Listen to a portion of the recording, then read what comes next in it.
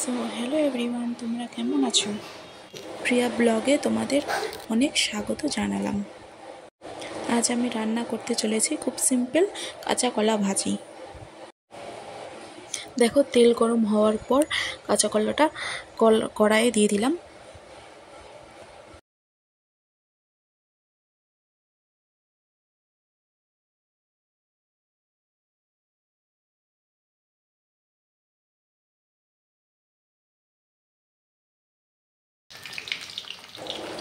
এখন আমি হলুদ দিয়ে দিলাম।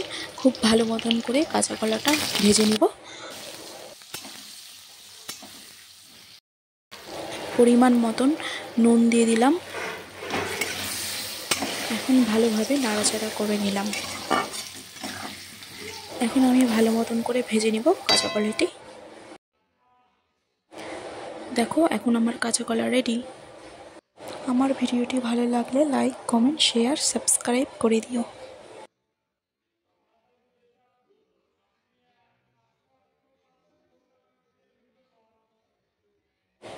সবাই সুস্থ থেকো, ভালো থেকো, বাই।